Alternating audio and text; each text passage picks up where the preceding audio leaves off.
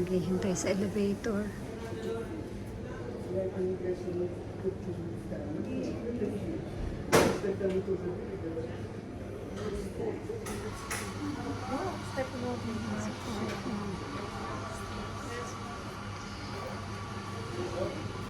Andito na ako sa loob ng health center kung saan ako ay magpapa-CT scan. Waiting na. Ayan.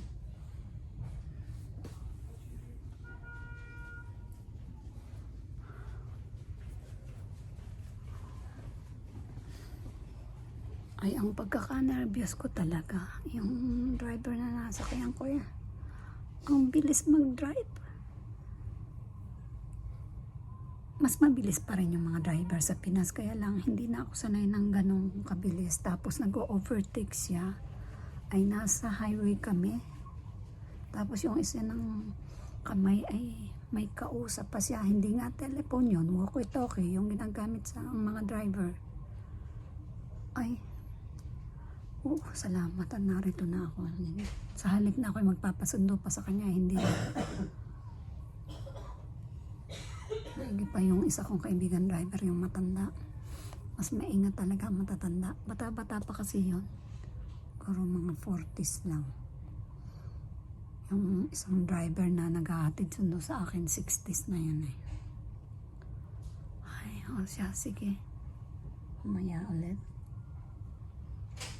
Hintayin ko kung ako'y tawagin para isalin na sa machine, CT scan. Waiting pa rin. Hindi pa nagtatawag.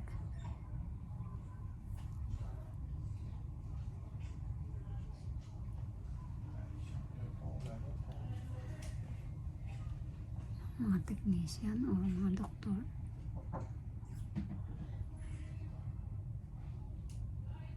מטופל, מספר 49. Tapos na nga ako.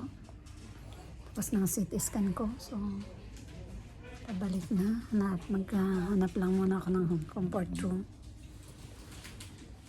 Bago ako tumawag ulit ng taxi, pabalik na.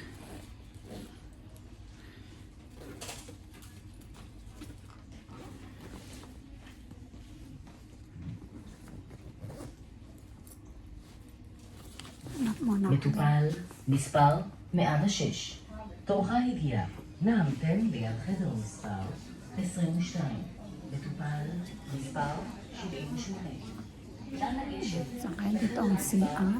24.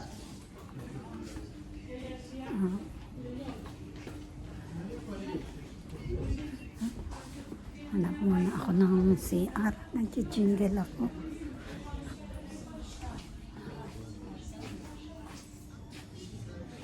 Yes po, ulay.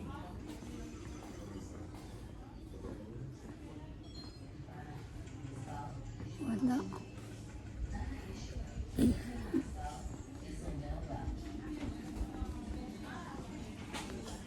Tanong ako sa receptionist.